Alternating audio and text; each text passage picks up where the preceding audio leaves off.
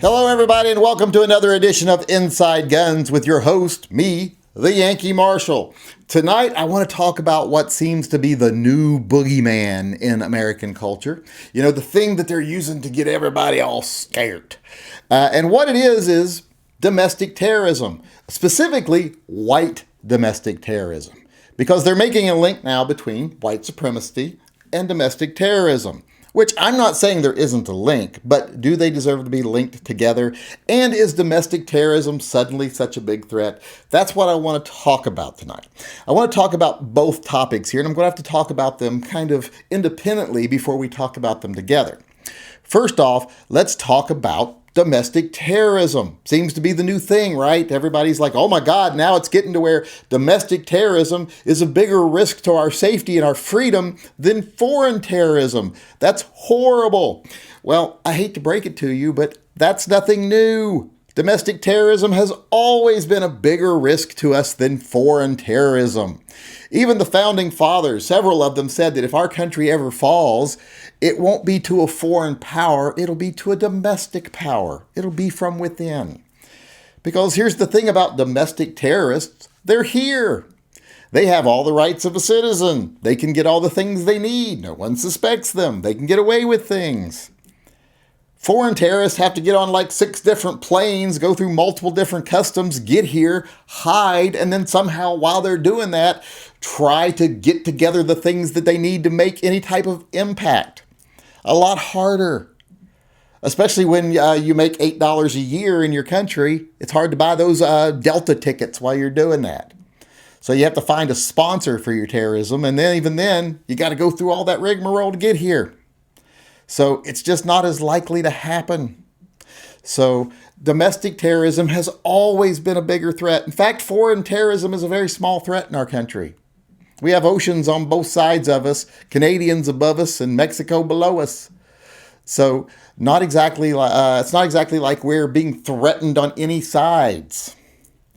The only reason the government ever even had to sell you on the idea that domestic terrorism was such a threat, terrorism, is because if they didn't convince you of that, how would they get you to be willing to spend your taxpayer money, risk the lives of your children, your brothers, your sisters, by sending our military overseas to protect the interest of private oil companies? You wouldn't have done that if you hadn't been convinced that the terrorists are coming to get you.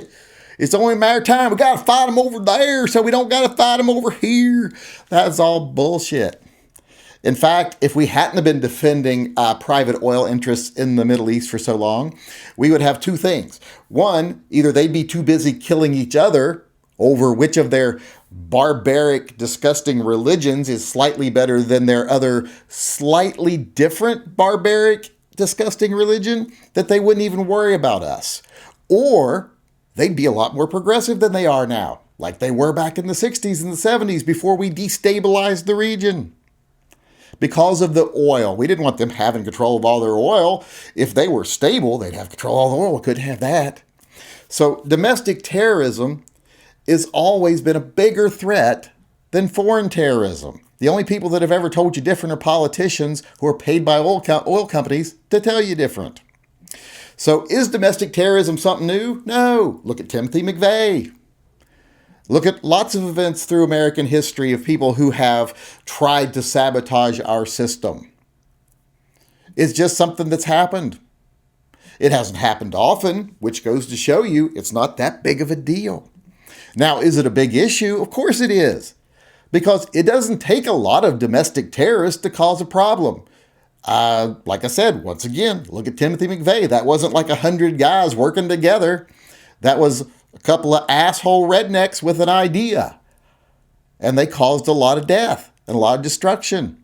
Because with freedom comes risks, and they were free people. We lived in a free society. And law enforcement is really good at missing signs. So, domestic terrorism, nothing new. Is it a lot bigger threat now? Is it happening more often? Well, it depends on what you consider domestic terrorism.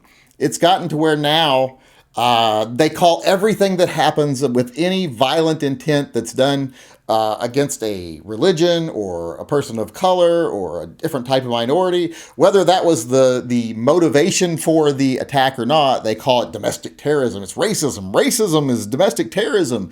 White supremacy is domestic terrorism. White supremacy is disgusting, but it's not really domestic terrorism, not in itself. Someone could stand up and say right now, I don't think black people and white people are equal, and I don't think they should mix. I think black people should have their neighborhoods and white people should have their neighborhoods, and that's all we should do. Well, that's disgusting, but it's not violence and it's not terrorism. If they start burning down people's houses who don't agree with them, that's terrorism.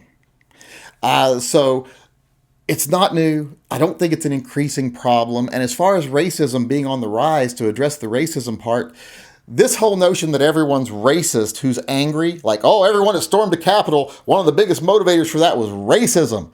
That's garbage. The vast majority of those people aren't racist.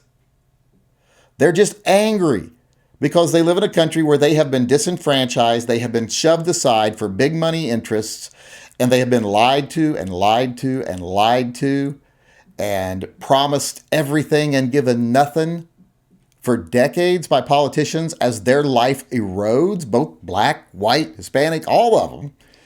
If you're not rich, your life has been going downhill in this country. The middle class is declining. Poor people are getting poorer. There's more poor people. And these people are tired of getting lip service from politicians while trillions of dollars are flowing around to the people in power and the people that already have money and to the big industries. So to call those people racist, that's really a disservice. That's really a way for the politicians to distract from the reason people are really angry, because they don't do their jobs. To try to pretend to every person who supports Trump, the 7 million people that voted for him, are racists, that's ridiculous. To try to say everyone that stormed the Capitol is racist, that's ridiculous. To try to say every time someone commits a crime against a minority or someone who happens to be a certain religion, etc., that's an act of terrorism, that's ridiculous. Now, I do believe that things like that are horrible. They're disgusting. They're vulgar.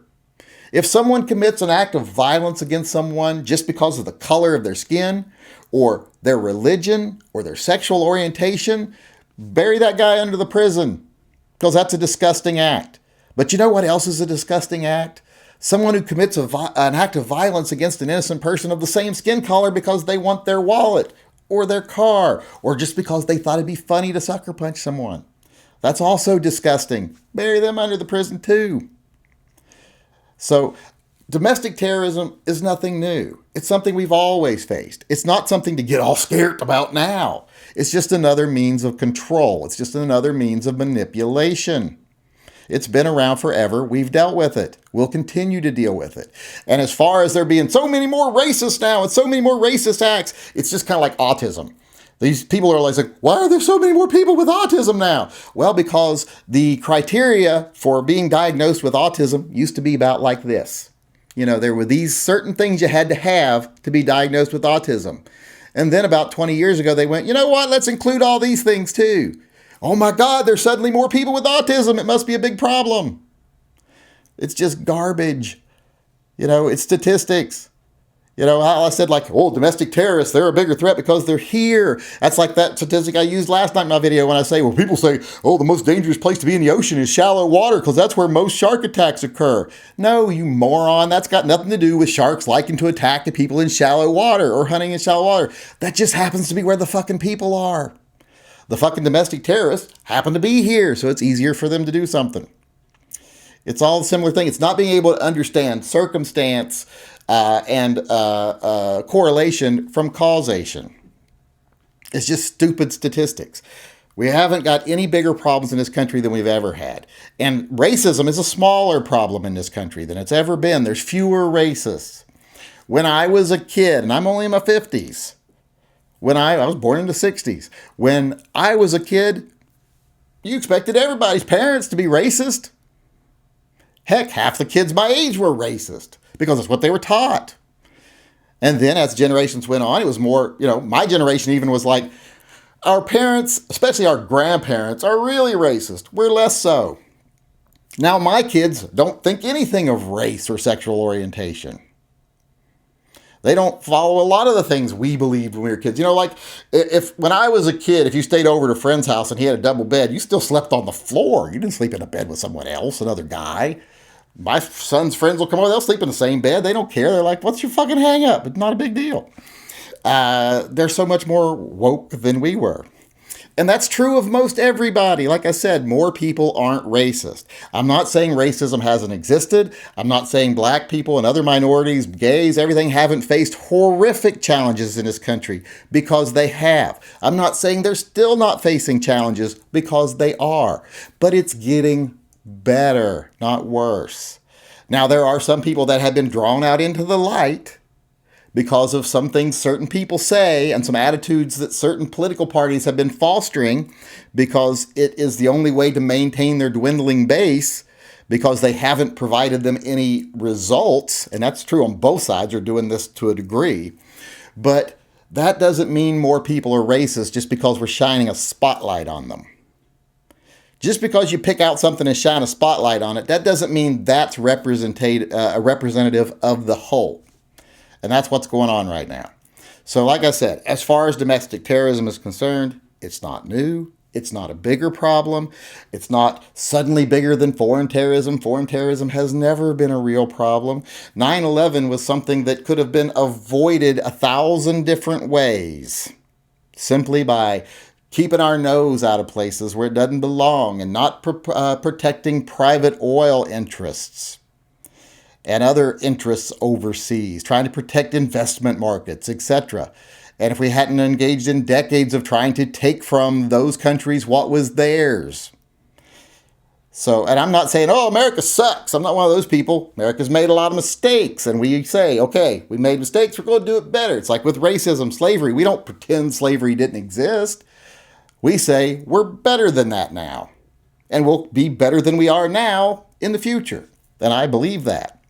So once again, it's nothing new. It's no bigger threat today than it was yesterday. And no, there are not more racists now than ever. Look at a Ku Klux Klan rally these days. It's like 6 rednecks playing, cosplaying. It's not a giant movement.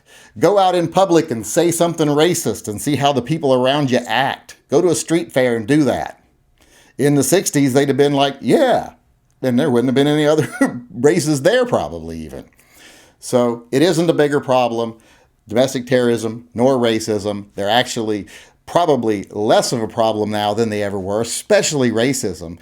But the media, and more so the government, needs something to manipulate you with, and that's what it is now.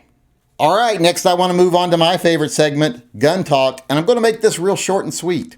The question I want to address today is, when I'm choosing a carry gun, should I choose full size or compact? I get this all the time about the Berettas. Should I get the full size Beretta LTT or should I get the compact?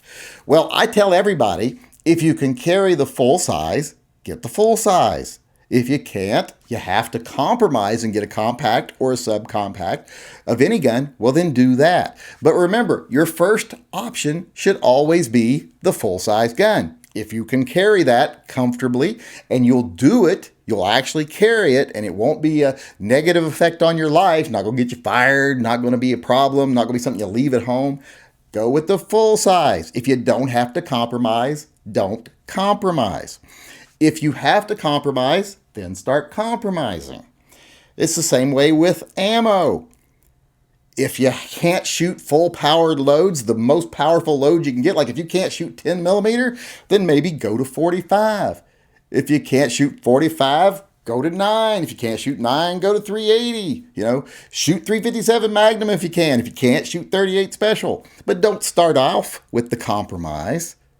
You start off with the best option, which would be a full-size gun. They're going to handle better. They're going to handle recoil better. They're going to shoot better. They're going to be more reliable. They're going to be more accurate. Just everything. More powerful even because of longer barrels. So start with what's best and then compromise. Don't compromise before you have to. All right, as usual, I want to end the show today with our viewer EDC of the day. And today we have Chris C. And it's Chris with a K, which makes me kind of want to punch him in the face because I don't like that.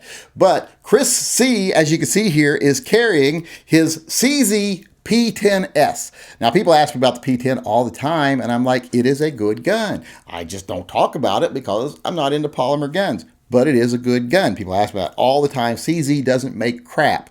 They make great guns. I prefer the double action, single action, hammer fired guns, but this gun is no exception. They make good guns. And he is carrying this good gun in his Klinger inside waistband holster. Pretty nice setup here, but the one thing that struck me about this picture that seems a little odd here is, well, for one, he is suffering from that gluteus deficiency syndrome, no ass, that a lot of my followers seem to be suffering from. But in this case, it seems to be oddly lit.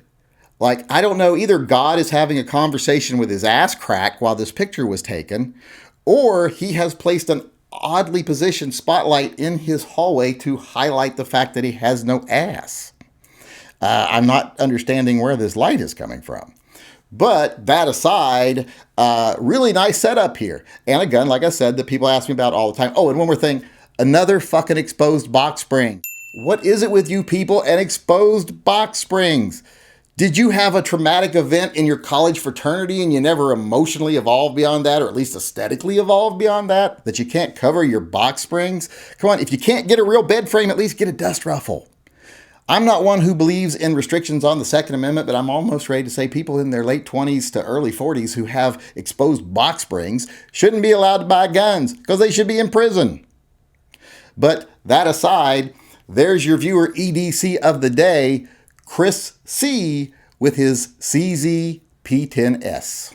All right, everybody, that's our show for today. Thanks for coming, and I hope you come back tomorrow. Hope you enjoyed the show. And I want to sign off tonight by saying, as I always do, as far as the state of the world is concerned today, it is what it is. But what things will be in the future, if we keep our heads about us, we don't allow ourselves to be manipulated by fear and anger, we ignore the profiteers and the fearmongers, what things will be in the future is better.